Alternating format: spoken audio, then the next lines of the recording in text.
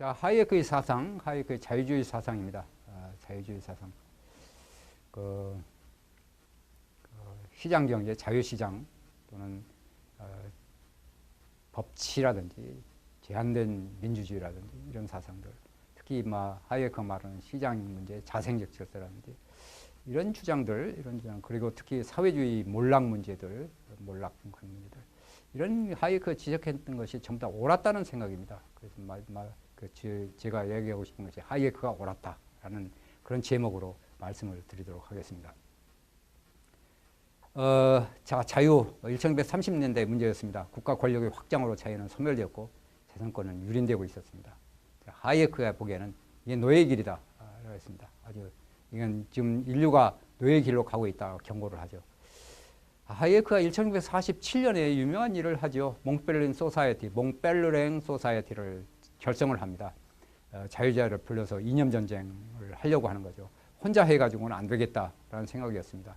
생각해서 이제 자유주의자들끼리 모여서 자유주의자들끼리 서로 자기 생각을 주고받고 그리고 비판도 할 점 서로 의견을 같이 하고 하는 그런 그 학회를 조직을 해야 되겠다 해서 1947년 몽베를린 스위스의 호반의 도시입니다. 몽베를린이라고 하는 호반의 도시로 이념 학자들을 전부 다 불렀습니다. 자유주의자들을 했죠. 그 당시에 밀턴 프리드만도 참석을 했고 미제스도 참석을 했고 그 다음에 여러분들 잘 아는 칼 포퍼도 거기에 참석을 했었습니다.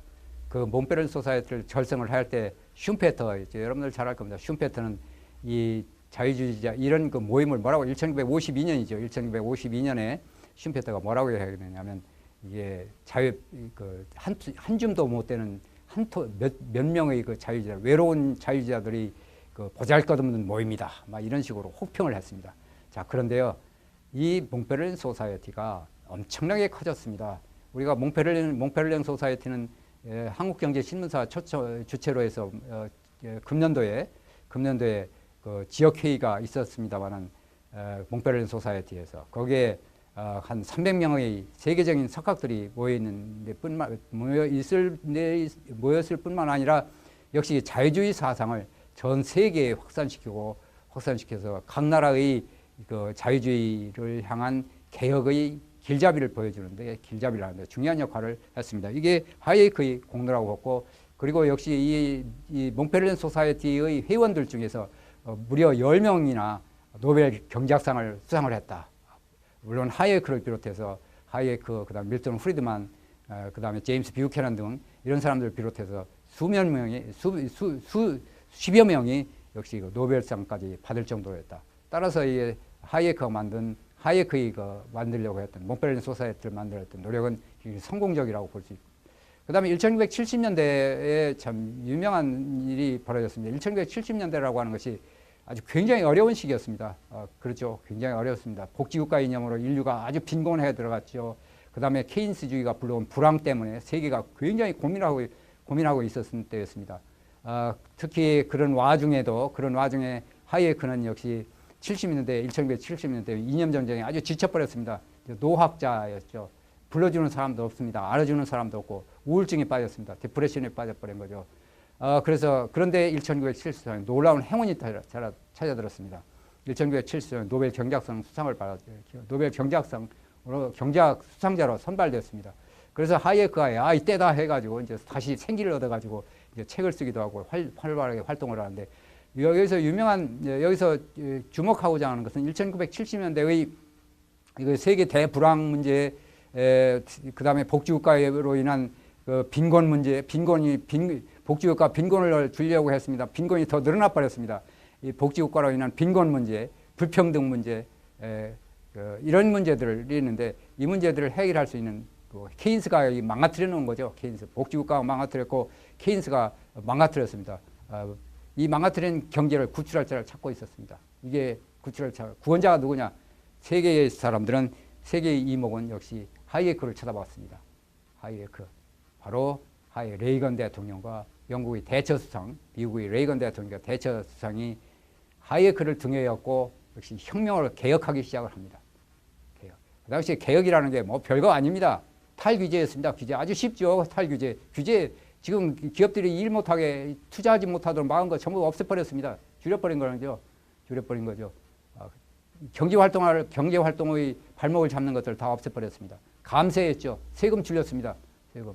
정부의 돈, 은행에 돈 푸는 거 있죠. 돈줄도 묶어버렸습니다. 묶어버리고 정부 예산도 가능하면 줄이려고 노력을 했습니다만, 가능하면 줄이려고 했습니다. 특히 여기서 주목될 만한 것은 탈규제였습니다. 탈규제. 경제적 번영에는 자유밖에 없습니다. 이게 경제 법칙이죠. 경제 법칙은 다른 게 없습니다. 하이웨이크가 주장하는 거죠. 경제 법칙은 다른 게 없습니다. 경제적 자유만이 경제적 번영을 가져올 수 있다. 이거를 거역할 수는 없습니다. 이걸 거역할 수 없는 거죠. 그래서 그 결과 보십시오. 영국이 그랬죠. 영국의 그 대영 제국이라는 그 명예가 실추될 정도로 어려웠습니다. IMF의 구제금융을 가지고 1970년대 운명하던 영국 경제 살려냈습니다. 미국 경제 살려냈죠. 전대미문의 번영이 이루어졌습니다. 그 당시 세계적인 번영이 이루어졌죠. 영국과 미국의 개혁에 뒤이어서 역시 세계적으로 뉴질랜드라든지 호주라든지 이런데 또는 그 아시아 국가들 이런 나라, 우리나라도 그 당시에 탈규제 정책을 썼죠. 돈도 묶었습니다. 그래서 역시 그 당시에 전 세계가 번영의 길로 가고 있었습니다. 여러분들 등소평 있죠? 등소평. 덩샤오팽이라고 하는 중국의 수상이었습니다. 주석이었죠, 주석. 중국 주석이었습니까? 이 사람이 농산물 자유시장을 허용했습니다. 이게 하이에크에서 한 수 배운 거죠. 하이에크를 불러다가 한 수 배웠습니다. 하이에크 얘기했습니다. 야, 지금 우리나라가 지금 이렇게 빈곤한데 어떻게 했으면 좋겠습니까? 했더니 하이에크 얘기가 개방입니다. 사유자산이고 농산물 개방하십시오. 농산물 자유를 주십시오. 농산물 자유를 허용을 했습니다. 그래서 3년 만에 굶주림에 벗어나기 시작한 것이 역시 등소평이었습니다. 그 다음에 여러분들 보십시오. 1290년 사회주의가 몰락했습니다. 완전히 몰락했죠. 처절했습니다. 하이에크가 그동안 계속해서 사회주의는 비효율적인 것이 아니라 이건 사회주의는 몰락하고 이게 불가능한 것이다라고 주장을 했습니다. 꾸준히 계속해서 이걸 기회 있을 때마다 주장을 했습니다. 사람들은 전부 듣지를 못했습니다. 그런데 1990년 사회주의 몰락을 했죠. 사회주의 완전히 붕괴했습니다. 거대한 붕괴였습니다. 거대한 실패였죠. 거대한 실패. 인류 역사에서 가장 큰 실패였다고 할까요? 엄청난 실패였습니다. 거대한 국가가 거대한 사회주의 계획이 흔들리고 그것이 몰락해버린 겁니다. 아주 통쾌한 몰락이었죠. 완전히 쓰러져 버렸습니다. 완전히 폭삭 주저앉아 버리고 말았습니다. 폭삭 주저앉았죠. 이게 외국의 침략에 의해서 망한 것이 아니라 자기 스스로 망가진 겁니다. 망가진 거죠. 그런데 그 당시에 하이에크 1290년 하이에크는 병원에 있었습니다. 프라이부르크 대학의 병원에 누워 있었습니다. 그 당시 거의 그 활동을 하지 못하고 병원에 누워 있어서 참 죽음을 기다리고 있는 통이었습니다. 그 당시 하이에크는 두 아들이 있었는데 하나는 의사였고 하나는 화학자였는데 지금 세상을 다 떠난 것으로 알고 있습니다. 그 영국에서 하는 의사인 아들이 이제 아버지한테 병문안을 왔습니다. 병문안을 와가지고 누워서 이제 눈 깜빡 누워 있는 아버지인데 그 아들이 이제 그 병원에서 TV를 보고 있습니다. TV를 보는데 그 당시에 동백림이죠. 그 베를린 장벽이 막 무너집니다. 사람들이 막 몰려가지고 베를린 장벽을 무너뜨리고 동베를린 사람들이 막 드나들고 왔다 갔다 하고 사람들이 환호를 부리고 그 환호성을 하고 있을 때